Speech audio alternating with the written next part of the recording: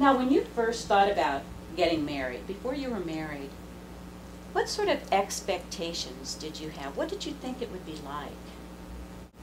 I wanted to have, I someday wanted to have children. Of course, I used my mom and dad for the example. They had been married quite a few years when I came along, but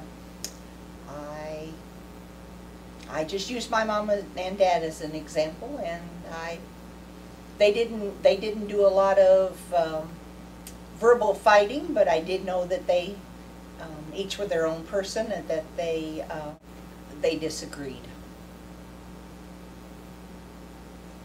Rich, did you have any expectations as to what it would be like? Well, not really, but like any man, you hope for a good companion, a good person to come home, work, talk to, spend some time with when you got free time, to enjoy the time you got to spend with them. And so far, so good.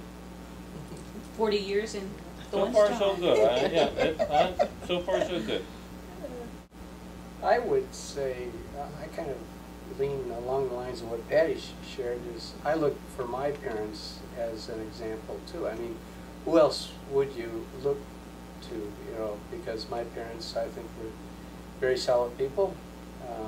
They too had their moments of disagreement, and I know Mom used to always say, at times when I had disagreements with my father, he loved, but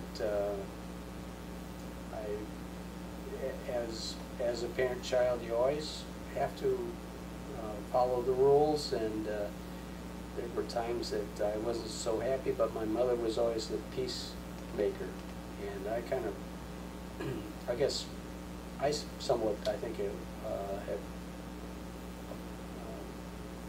grasped that along the line too. I mean, I feel like I'm a peacemaker. So you're the peacemaker of the couple, or rather than expecting Kathy to be the peacemaker? I just thought since your mother was the peacemaker, that maybe you expected Kathy to be.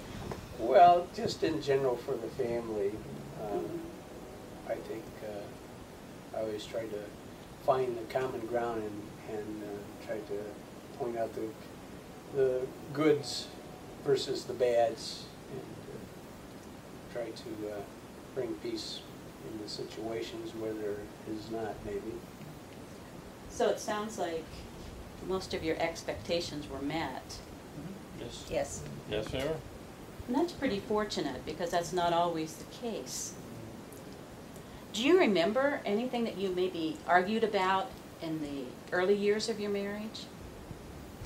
Ours was how to spend money. What were your differences there? I didn't know how to save. He was the saver and I was the spender. Mm-hmm.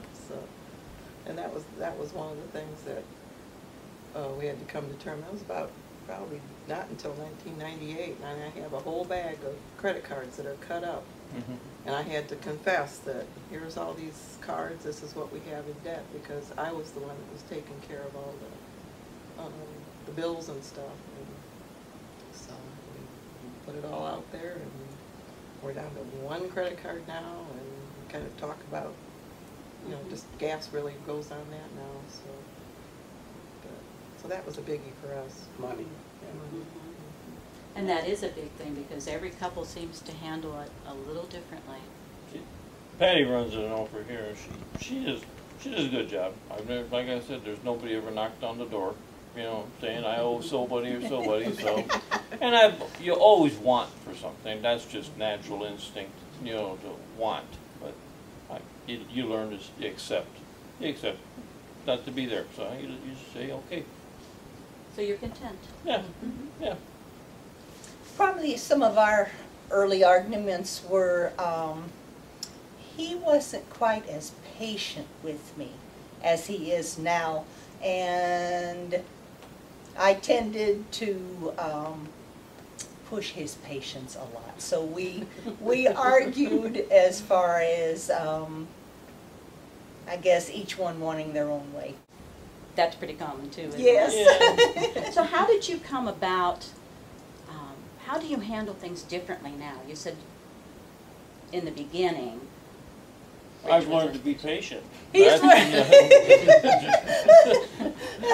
I just say, oh well. Well, what kind of piece of advice would you give couples that are having trouble in their marriage now as far as forgiving one another?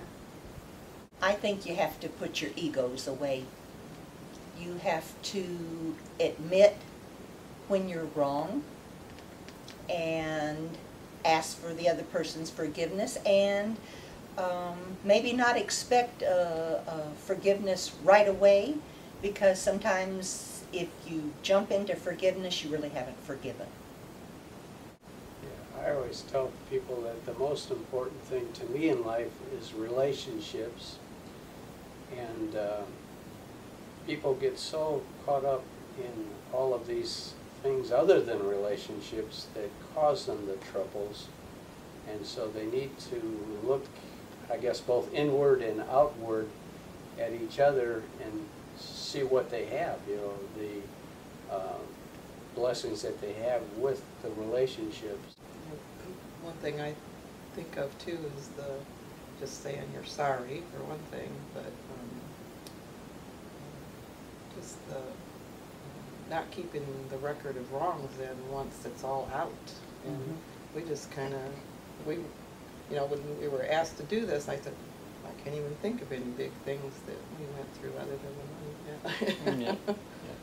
Yeah. That's what we said too. We really couldn't remember anything enormous that we had to forgive one another about. We, forgotten. You got to be humble. You got to be humble. You got to learn to be humble, and some things you got to work at it. You work at it, and it's going to continue. You got to work at it. It's nothing that's going to be. It's a growing thing. I mean, you just got to learn to grow with it every year.